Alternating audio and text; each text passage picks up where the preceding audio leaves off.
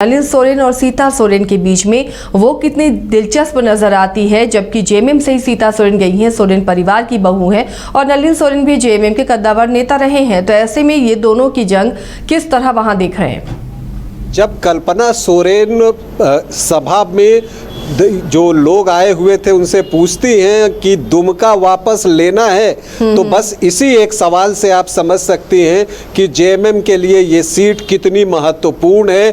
दुमका की सीट उनके लिए नाक की सीट बन चुकी है और वो इसे हर हाल में वापस चाहती हैं।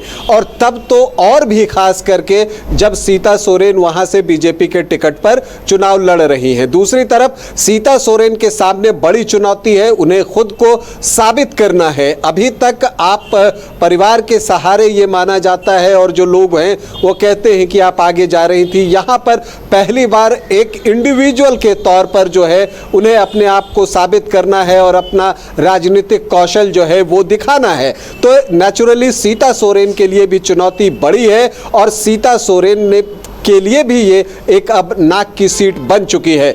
नलिन सोरेन मंझे हुए राजनेता हैं, 7 बार जो है शिकारीपाड़ा से वो विधायक रहे हैं, तो उनकी अपनी पहचान है अपने क्षेत्र में। और जब लोकसभा का चुनाव होता है, पिछली बार भी जब लोकसभा का चुनाव हुआ था, जब गुरुजी खुद चुनाव लड़ रहे थे और सुनील सोरेन ने उन्हें शिकस्त दी थी, तब भी जो है शिकारीपाड़ा से गुरुजी को अच्छी बढ़त मिली थी। तो शिकारीपाड़ा और जामताड़ा ये दो ऐसी विधानसभा जो सीटें हैं जहां पर कि जेएमएम को उम्मीद होगी कि उसे बड़ी बढ़त मिलेगी। वहीं नाला से पिछली बार जो है बीजेपी को बढ़त मिली थी, बड़ी बढ़त मिली थी। बीजेपी उस बढ़त को बरकरार रखना चाहेगी और इसके अलावा जो सारठ है उस विधानसभा से भी बीजेपी लीड चाहेगा। तो दो जेएमएम की तरफ शिकारीपाड़ा और जामताड़ा मुझे दिखता है, तो नाला और सारठ में जो है वो बीजेपी की स्थिति अच्छी दिखती है। तो ऐसे में दुमका जो सीट है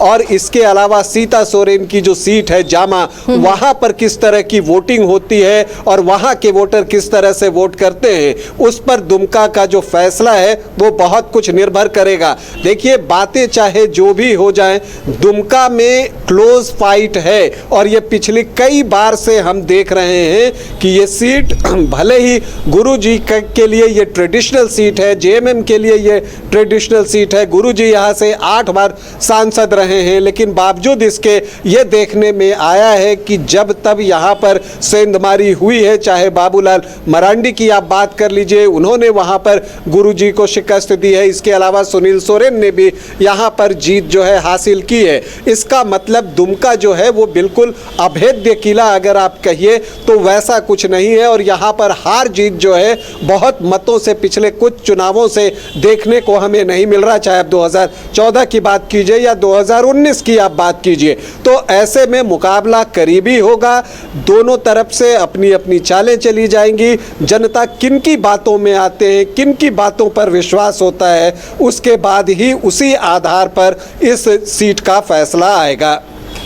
चलिए, शुक्रिया रंजन जी इस तमाम जानकारी के लिए। तो दुमका की सीट कितनी महत्वपूर्ण है ये अंदाज़ा आप लगा सकते हैं कि केंद्रीय मंत्री पहुंचे सीता सोरेन के लिए यहाँ चुनाव प्रचार करने। तो वहीं कल्पना सोरेन ने वहाँ के लोगों से, जब नलिन सोरेन के पक्ष में जनसभा उन्होंने की, तो ये कहा कि दुमका सीट वापस दिलाना है, गुरुजी की एक कर्मभूमि है और हेमंत सोरेन जो आपके नेता रहे हैं उन्हें विश्वास दिलाना है और दुमका सीट को वापस हासिल करना है। तो ये दुमका सीट दोनों ही खेमों के लिए नाक का सवाल बनी हुई है और यहाँ पर मुकाबला भी काफी दिलचस्प होने जा रहा है। इसलिए यहाँ पर स्टार प्रचारक भी अपनी पूरी ताकत लगाते हुए नजर आ रहे हैं। फिलहाल इतना ही, लेकिन खबरों के लिए आप देखते रहिए न्यूज़ 22 को।